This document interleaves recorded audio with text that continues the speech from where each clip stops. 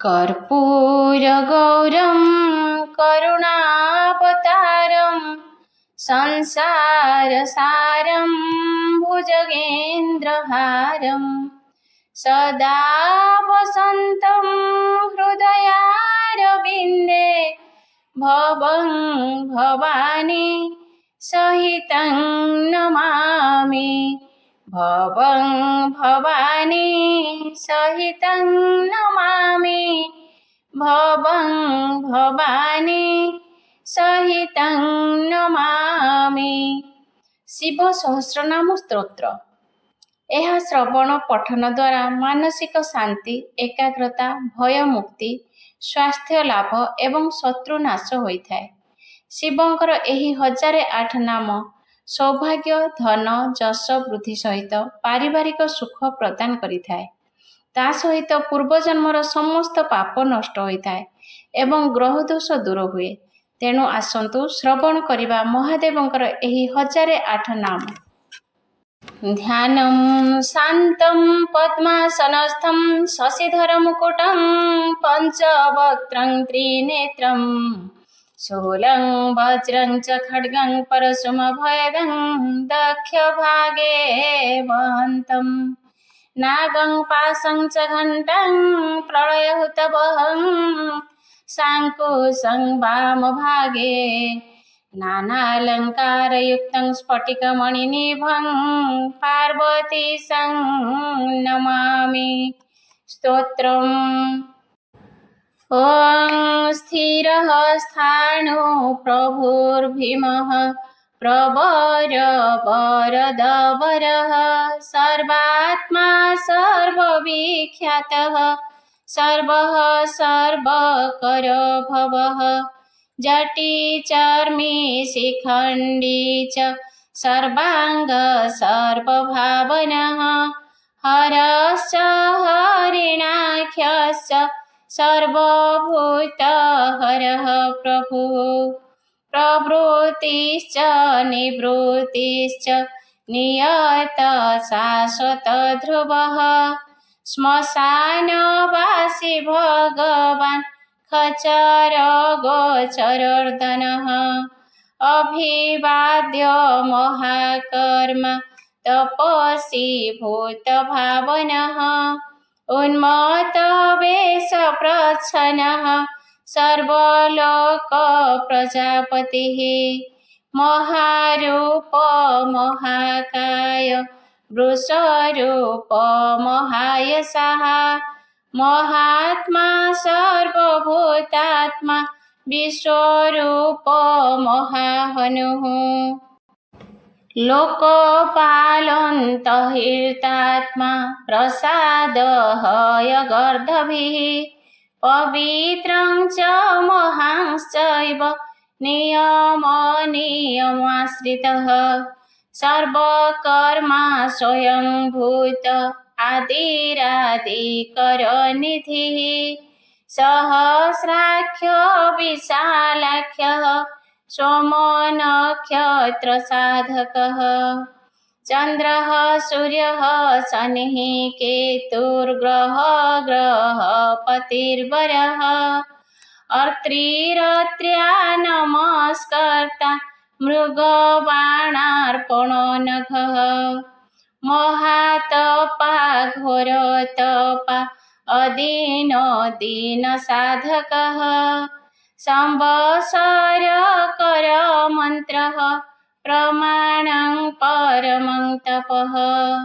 योगी यज्ञ महाबीज महारेता महाबलः सुवर्णरेतः सर्वज्ञः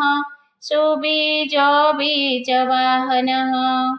दशबाहुस्त्वनिमिष नीलकण्ठ उमापतिः विश्वरूपः स्वयं श्रेष्ठ बलवीर बलगणः गणकर्ता गणपतिर्दिग्वासाकामयेव च मन्त्रवित् परम मन्त्रः सर्वभावकरहरः कमण्डलुधर धन्नि बाणहस्तः कपालवान् अशनिशतघ्नि खड्गी पट्टिशिचायुधि महान् श्रोभहस्तः स्वरूपश्च तेजस्तेजकरनिधिः उष्मीषी च सुवक्त्रश्च उदग्रविनीतस्तथा दीर्घश्च हरिकेशश्च सुतीर्थकृष्ण एव च शृगालरूपसिद्धार्थ मुण्डः सर्वशुभङ्करः अजश्च बहुरूपश्च गन्धधारी कपर्द्यपि ऊर्ध्वरेता ऊर्ध्वलिङ्ग ऊर्ध्वशायी नभस्थलः त्रिजटी चिरवासाश्च रुद्रः सेनापतिर्विभुः अहश्चर नक्तञ्चरस्तिग्ममन्युः सुवर्चसः गजः दैत्यः काल लोकधाता गुणाकरः सिंहशार्दूलरूपश्च आर्द्रचर्माम्बरावृतः कालयोगी महानादः सर्वकामचतुष्पथः निशाचरः प्रेतचारी भूतचारी महेश्वरः बहुभूत बहुधरः शोर्भानुरमितगतिः नृत्यप्रिय नित्यनर्तक सर्वलालसः घोरमहातपः पाशनित्यगिरिरुहनभः सहस्रहस्तविजय व्यवसाययतन्द्रितः अर्धर्षणधर्षणात्मा यज्ञः कामनाशकः दक्षयागापहारी च सुसह मध्यमस्तथा तेजोपहारी बलः मुदितोऽर्थजितवरः गम्भीर घोष गम्भीर गम्भीर बलवाहनः न्यग्रधरूपन्यग्रध वृक्षकर्णस्थितिर्विभुः सुतीक्ष्णदशनश्चैव महाकाय महाननः विश्वक्सेन हरिर्यज्ञः स्वयंगापीडवाहनः तीक्ष्णतापश्च हर्यश्च सहायकर्मकालवित् विष्णुप्रसादित यज्ञः समुद्रवडवामुखः हुतासन सहायश्च प्रशान्तात्मा हुतासनः उग्रतेजा महातेजा जन्यविजयकालवित् ज्योतिषामयनं सिद्धिः सर्वविग्रह एव च शिखिमुण्डी जटिजाली मूर्तिज मूर्धगबली वेणविपणविताली खलिकालकटङ्कटः नक्षत्रविग्रहमतिर्गुणबुद्धिलयगमः प्रजापतिर्विश्वबाहुर्विभाग सर्वगोमुखः विमोचनः सुशरण हिरण्यकवचभवः मेढ्रजबलचारी च महीचारी श्रुतस्तथा सर्वतुर्यनिनादी च सर्वातोद्य परिग्रह व्यालरूप गुहावासी गुहमाली तरङ्गवित् त्रिदशस्त्रीकालधृक्कर्म सर्वबन्धविमोचनः बन्धनस्थो सुरेन्द्राणां युधि शत्रुविनाशनः साङ्ख्यप्रसादो दुर्वासः सर्वसाधुनिसेवितः प्रस्कन्दनो विभागज्ञ अतुल्ययज्ञभाग्वित् सर्ववासः सर्वचारी दुर्वासा वासवमरः हैमहेमकरयज्ञः सर्वधारी धरतमः लोहिताख्यो महाख्यश्च विजयाख्य विशारदः संग्रह निग्रह कर्ता सर्पचिरनिवासनः मुख्यश्च देहश्च काहलिः सर्वकामदः सर्वकालप्रसादश्च सुबलबलरूपधृत्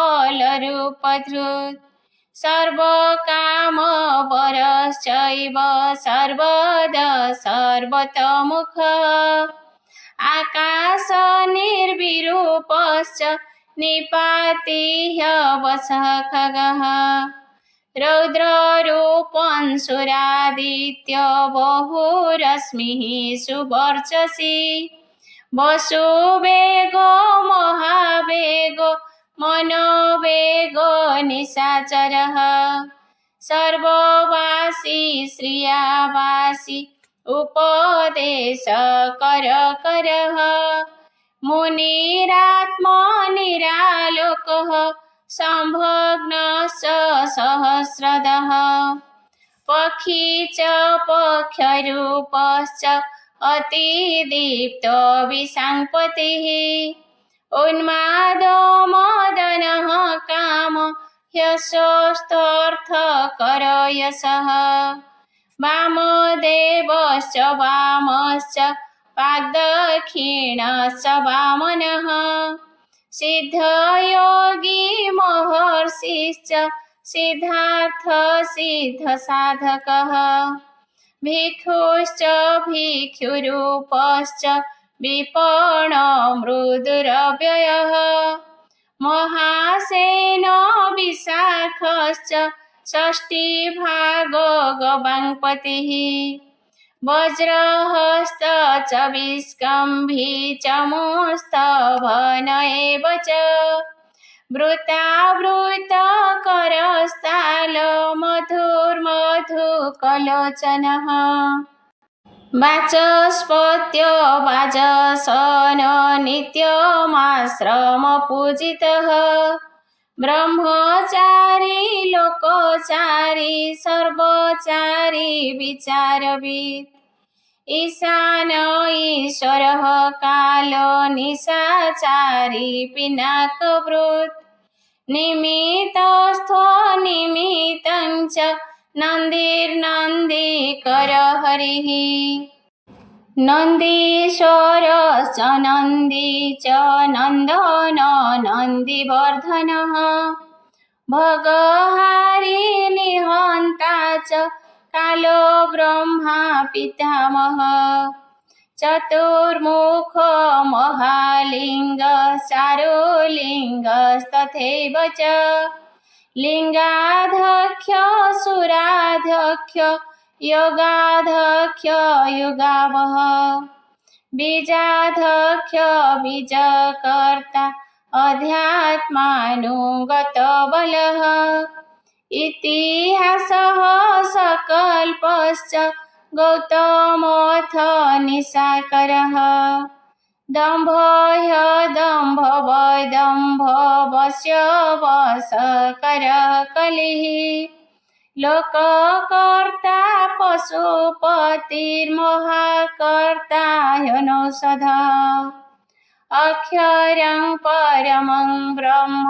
बलवच्छक्र एव च नीतिर्यनीतिः शुद्धात्मा शुद्धमान्य गतागतः बहु प्रसाद सुस्वप्न दर्पणथ तमित्रजित् वेदकार मंत्रकार विद्वान समरमर्दनः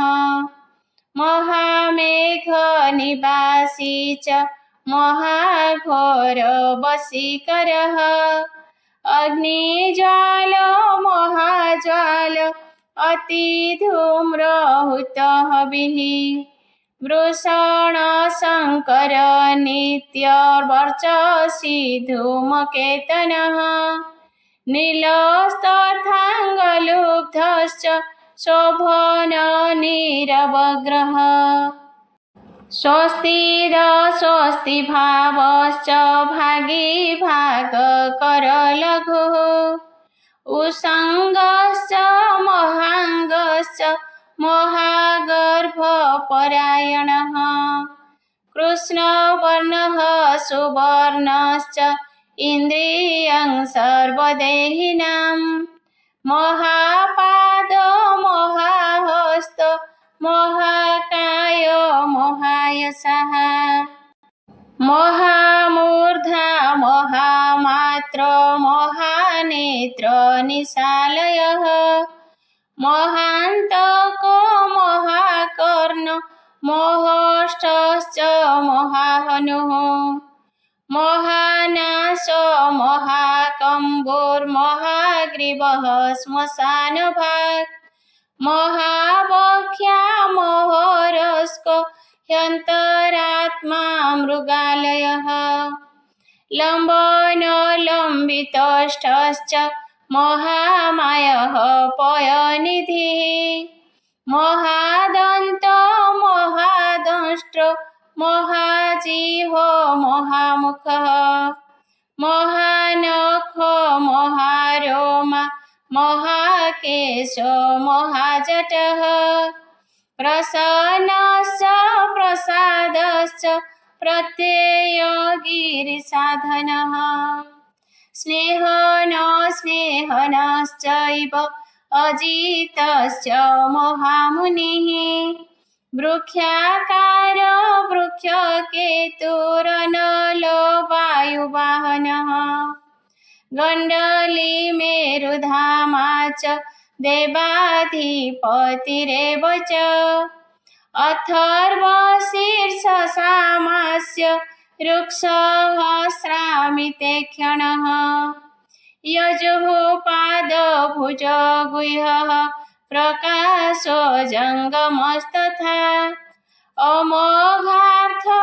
प्रसादश्च अभिगम्यः सुदर्शनः उपकारः प्रियः सर्वः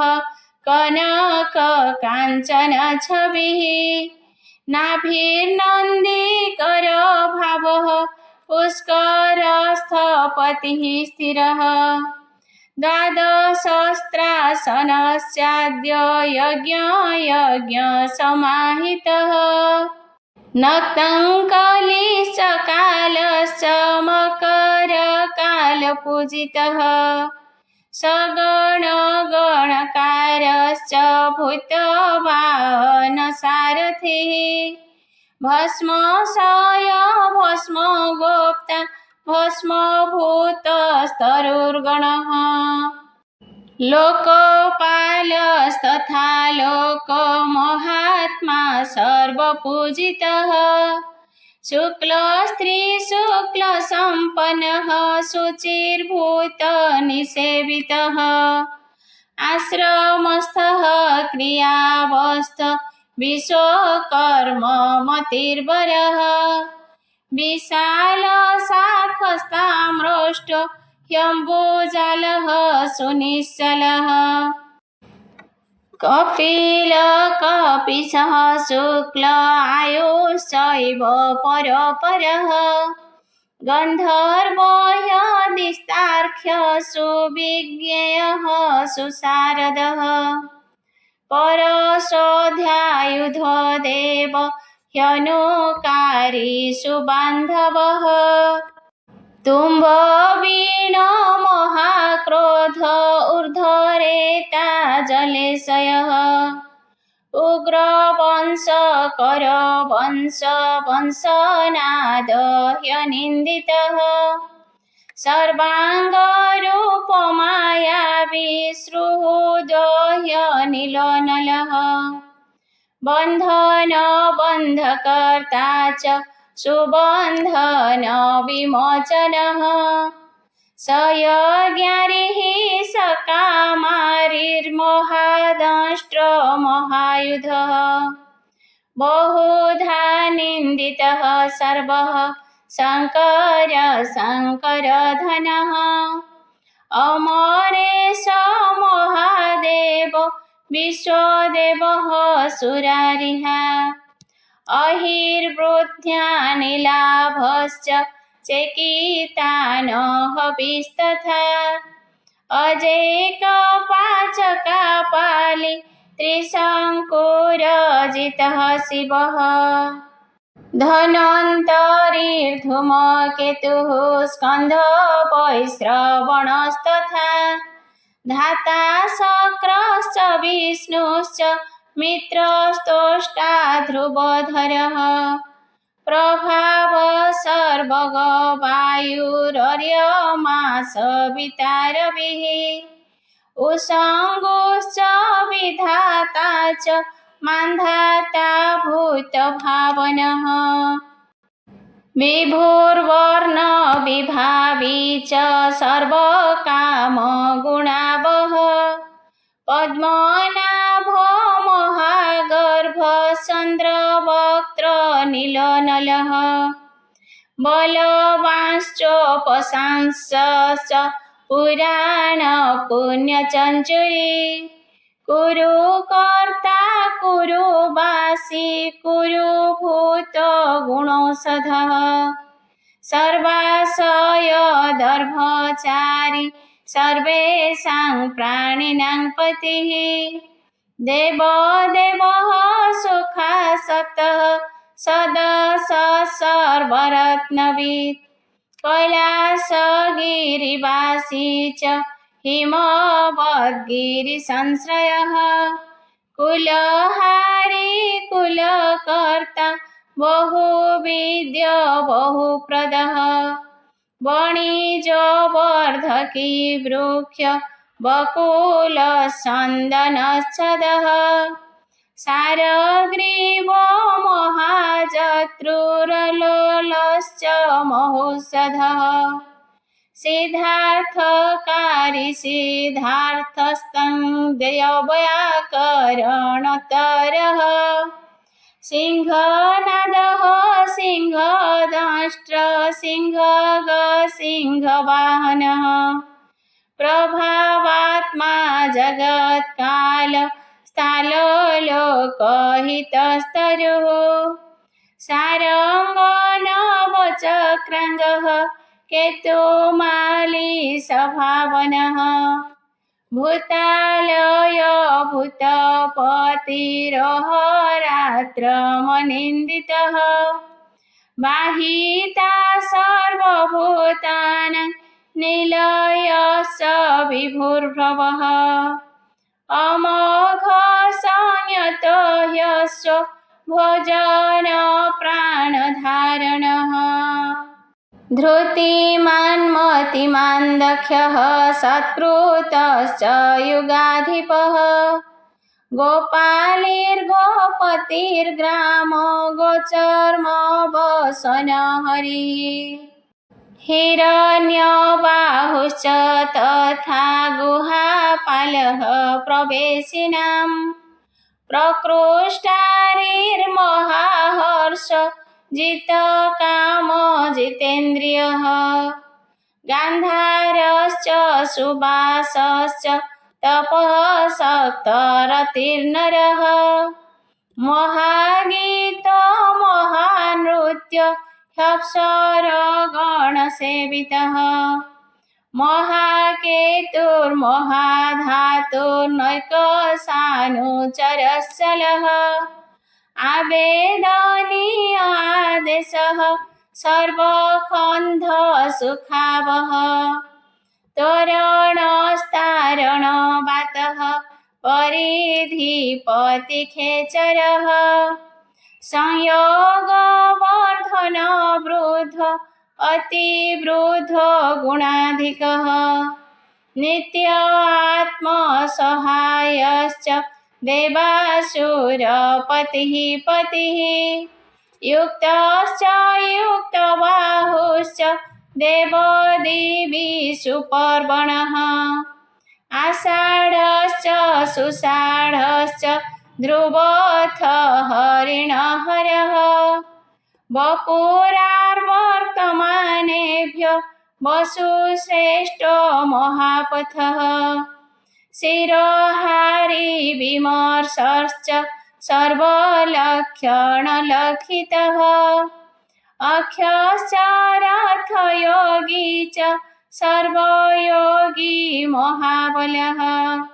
समाम्नाय समाम्नाय तीर्थदेव महारथः निर्जीव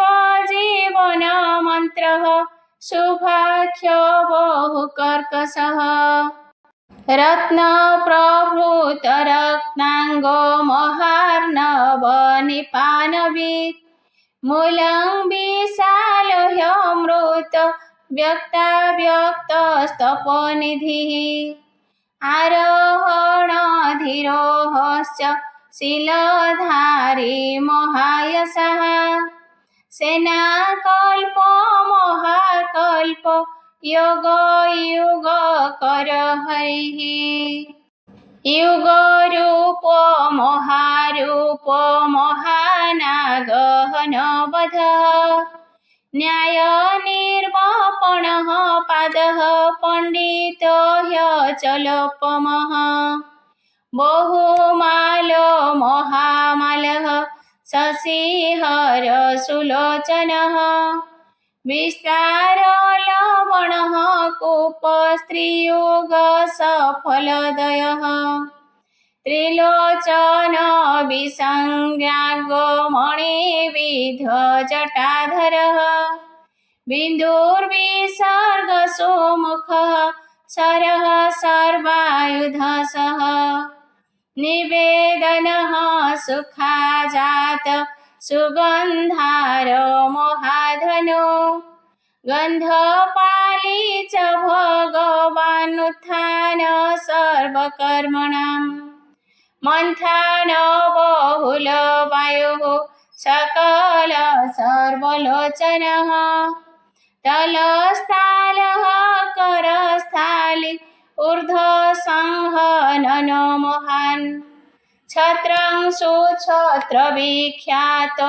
लोकः सर्वाश्रयक्रमः मुण्डविरूपविकृत दण्डिकुण्डी विकुर्वणः हर्यर्क्ष्यकुभवजी शतजिह सहस्रपात् सहस्रमूर्धा देवेन्द्रः सर्वदेवमय गुरुः सहस्रबाहु सर्वाङ्गः शरण्य सर्वलोककृत् पवित्रं त्रिककुन्मन्त्रः कनिष्ठ कृष्णपिङ्गळः ब्रह्मदण्ड विनिर्माता शतघ्निपाशशक्तिमान् पद्मगर्भ महागर्भ ब्रह्मगर्भ जलभवः गभस्त्री ब्रह्मकुब्रह्मी ब्रह्मविद् ब्राह्मणगतिः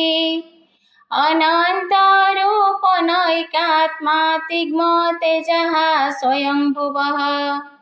ऊर्ध्वगात्मा पशुपतिर्वातरंहा मनोजवः चन्दनी पद्मनालाग्रः सुरभ्युत्तरणनरः कर्णिकार महास्रगी नीलमौळी पिनाकधृत् उमापतिरुमाकान्त जाह्नवीधृदुमाधवः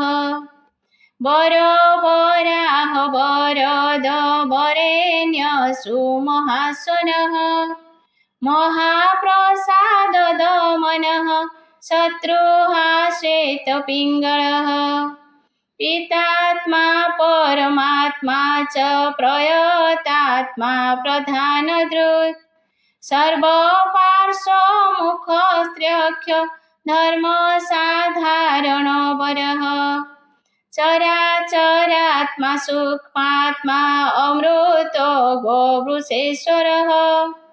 साध्यर्षिर्वसुरादित्यो विवस्वान् सवितामृतः व्यासः सर्गः सुसंक्षेप विस्तरपर्ययनरः ऋतु संवत्सर मास पक्ष्यसंख्या समापनः कलाकाष्ठालवा मात्रा मुहूर्ताः क्षपाक्षणा विश्वक्षेत्रं प्रजाबीजं लिङ्गमाद्यस्तु निर्गमः सदसद्यक्तमव्यक्तं पिता माता पितामहः सर्गद्वारं प्रजाद्वारं मोक्षद्वारं त्रिविष्टपम् निर्वाणं लालदनश्चैव ब्रह्मलोकपरागतिः देवासुरविनिर्माता देवासुरपरायणः देवासुर गुरुर्देव देवासुर नमस्कृतः देवासुर महामात्रो देवासुर गणाश्रयः देवासुर गणाध्यक्ष देवासुर गणाग्रणीः देवातिदेव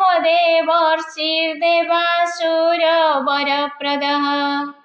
देवासुरेश्वर विश्व देवासुर महेश्वरः सर्वदेवमय चिन्त्य देवात्मानमात्मसम्भवः उभित्रिविक्रम वैद्य विरज नीरजमरः ईडहस्तीश्वर व्याघ्र देव सिंह नरर्षभः विबुधग्रवरः सूक्ष्म सर्वदेवस्तपमयः सुयुक्त शोभन वज्री प्रासानां प्रभवव्ययः गुहकान्त निज सर्गः पवित्रं सर्वपावनः शृङ्गी शृङ्गप्रिय भ्रूराज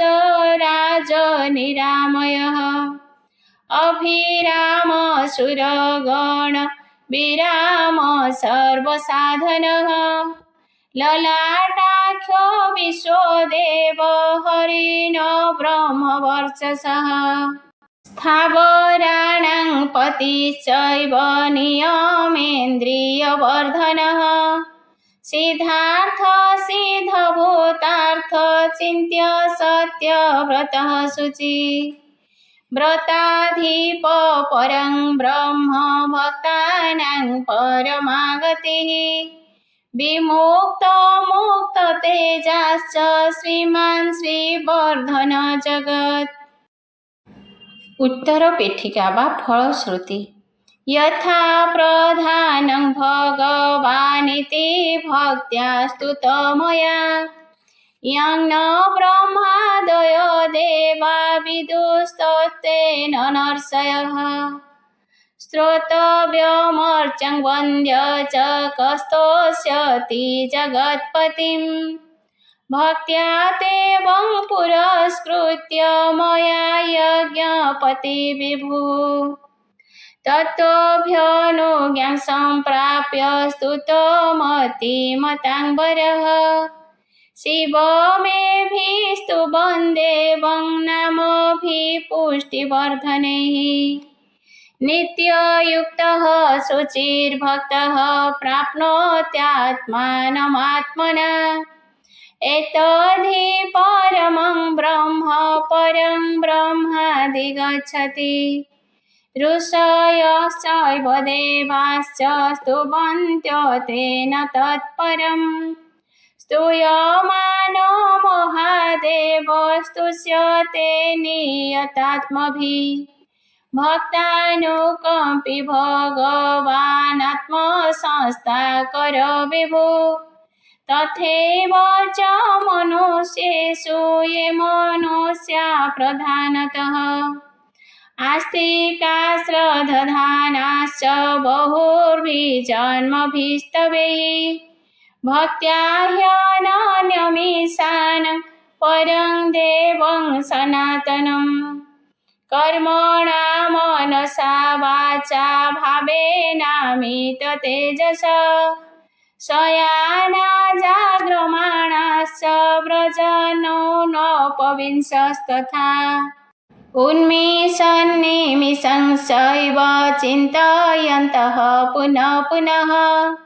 शृण्वन्तः श्रावयन्तश्च कथयन्तश्च ते भवम् स्तुवन्तः स्तूयमानाश्च तुष्यन्ति च रमन्ति च जन्मकोटिसहस्रेषु नानासंसारयोनिषु जन्तोर्विगतपापस्य भवे भक्ति प्रजायते उत्पन्ना च भवे भक्तिरनन्या सर्वभावतः भावेन कारणे चास्य सर्वयुक्तस्य सर्वथा एतदेवेषु दुष्प्रापं मनुष्येषु न लभ्यते निर्विघ्ना निश्चला रुद्रे भक्तिरव्यभिचारिणी तस्यैव च प्रसादेन भक्तिरुत्पद्यते नृणाम् येन यान्ति परां सिद्धिं तद्भावगतचेतसः ये सर्वभावानुगताः प्रपद्यन्ते महेश्वरम् प्रपन्नवत्सलदेवः संसारात् समुद्धरेत् एवमन्ये विकुर्वन्ति देवाः संसारमोचनम् मनुष्याणामृते देवं नान्या शक्तिस्तपोबलम् इति तेनेन्द्रकल्पेन भगवान् सत्सत्पतिः कृत्तिवासः स्तुतः कृष्णतण्डिना शुभबुद्धिना